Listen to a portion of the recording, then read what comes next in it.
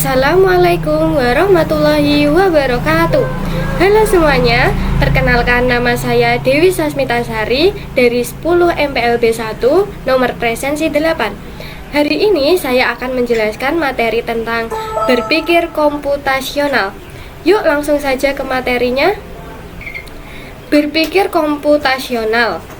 Berpikir komputasional adalah proses berpikir yang melibatkan kemampuan untuk memecahkan masalah, menganalisis data, dan mengembangkan solusi dengan menggunakan konsep dan metode yang terkait dengan ilmu komputer. 1. Konsep ide atau gagasan. Ide atau gagasan yang dihasilkan dari proses berpikir secara panjang dan matang disebut dengan penalaran. Penalaran dapat memberikan solusi alternatif yang lebih matang. Sebaiknya, ide atau gagasan dapat memberikan manfaat, antara lain 1. Dapat menjadi solusi alternatif pemecahan masalah. Yang kedua, memberikan peran aktif dan positif bagi perkembangan diri sendiri dan orang lain. Yang ketiga, melahirkan konsep dan dinamika baru dalam hal teknologi, pengetahuan, dan keterampilan. 4. Membuat terobosan baru yang dapat membantu masyarakat. 5. Mendorong lahirnya inovasi-inovasi baru. 6. Memberikan contoh dan teladan bagi orang lain. 7. Tidak bertentangan dengan peraturan perundangan agama dan norma-norma sosial kemasyarakatan. Yang kedua, teknik memetakan ide. Teknik memetakan ide atau mind mapping merupakan suatu metode yang melibatkan kata-kata, gambar, dan mudah dipahami.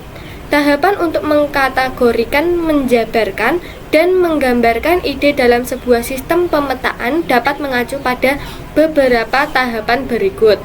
A. Menentukan pokok permasalahan yang akan dijadikan tema dan ide utama. Tema terbagi menjadi 3 bagian, yaitu sebagai berikut. 1. Tema yang bersifat memaparkan sebuah kondisi.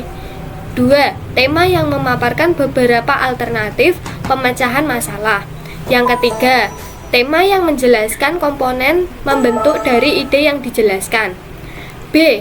Setelah menentukan pokok tema atau ide utamanya, Anda harus menjelaskan komponen pendukungnya, yaitu dengan menuliskan subtema yang akan dijadikan elemen penjelasnya. C.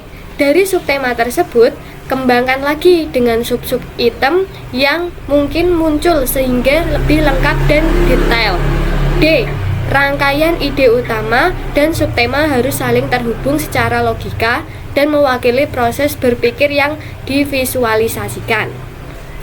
Yang ketiga, konsep algoritma. Algoritma merupakan serangkaian proses atau aturan yang disusun dan diurutkan secara sistematis dan logis untuk menyelesaikan permasalahan.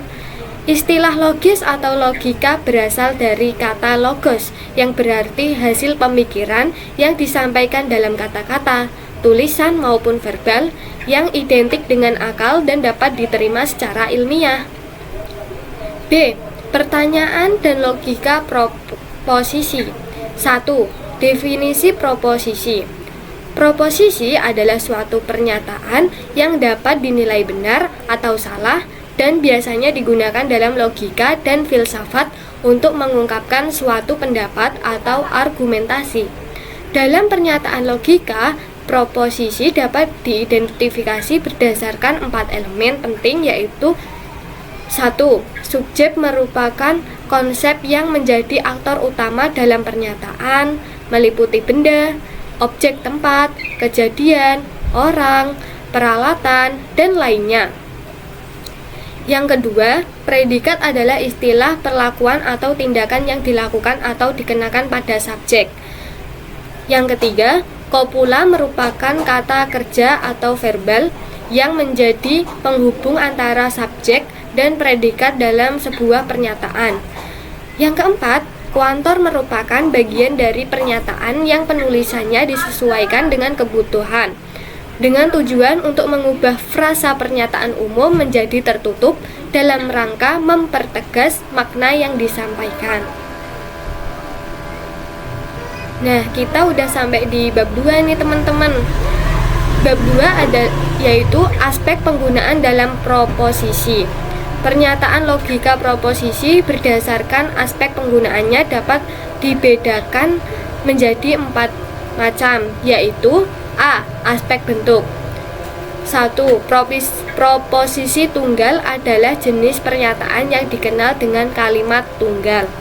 Yang kedua, proposisi majemuk merupakan jenis pernyataan yang memiliki gabungan dari 2 pernyataan tunggal. B. Aspek sifat. 1. Kategorial merupakan sifat dalam pernyataan proposisi yang memiliki nilai kebenaran atau penolakan atau ingkar secara mutlak tanpa syarat apapun. Yang kedua, kondisional merupakan pernyataan proposisi yang nilai kebenarannya memiliki syarat tertentu. Kondisional terbagi menjadi 2 macam, yaitu hipotetis dan disjungtif. C. Aspek luas. Berdasarkan keluasan penyampaiannya, proposisi dapat dibagi menjadi 3 macam, yaitu 1. Universal, 2. Partikular, 3. Singular. D. Aspek kualitas dan kuantitas. Berdasarkan sisi kualitas, proposisi dapat dibedakan menjadi 2 macam, yaitu 1. Proposisi positif atau afirmatif, 2. Proposisi negatif. C. Logika matematika. 1. Negasi. Negasi merupakan metode membalikan nilai sebelumnya yang semula benar menjadi salah dan salah menjadi benar. Yang kedua, konjungsi. Konjungsi merupakan teknik penggabungan beberapa pernyataan yang kemudian dikenal dengan istilah pernyataan majemuk. Yang ketiga, disjungsi. Disjungsi merupakan teknik perbandingan antara 2 pernyataan atau pernyataan majemuk yang dihubungkan dengan kata atau dan direpresentasikan dalam bentuk notasi simbol V. 4. Implikasi. Implikasi merupakan salah satu penerapan pernyataan majemuk yang menggunakan kata penghubung jika masih dengan notasi simbol berupa tanda petik. 5. Biimplikasi. Biimplikasi merupakan salah satu jenis pernyataan majemuk yang dibentuk dengan menggunakan kata penghubung jika dan hanya jika yang diwakili dengan simbol notasi tanda panah. D. Metode penalaran. Penalaran adalah proses menyimulasikan ide tersebut dalam otak untuk dianalisis, ditimbang, dan diuji secara mendalam. Metode penalaran manusia terbagi menjadi 3 bagian. Pertama, deduktif.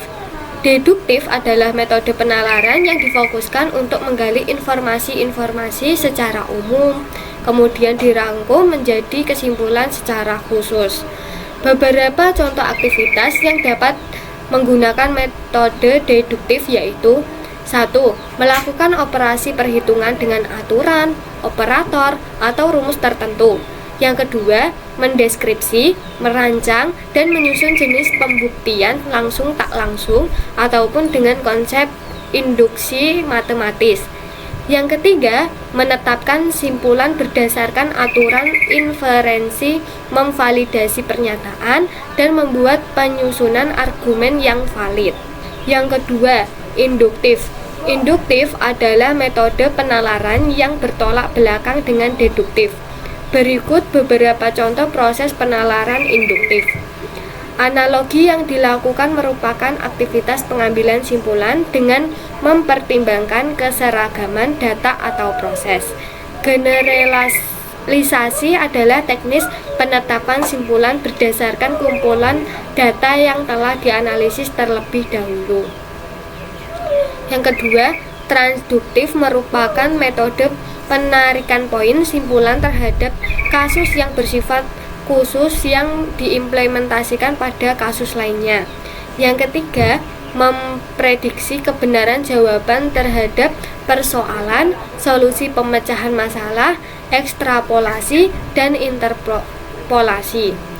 Yang keempat, menggambarkan model, sifat, kenyataan, fakta, korelasi atau hubungan, dan pattern atau pola.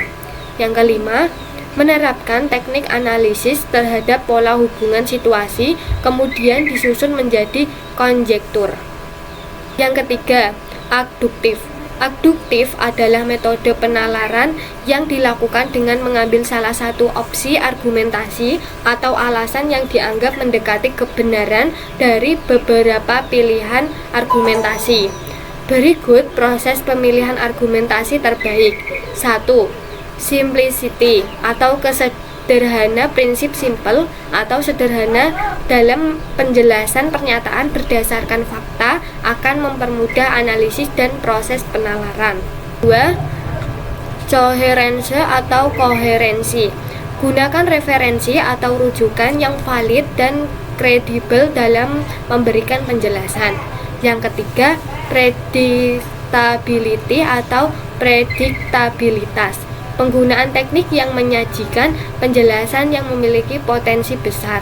Yang keempat, komprehensif atau komprehensif.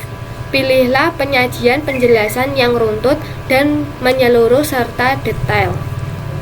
Sekian materi yang saya sampaikan. Terima kasih.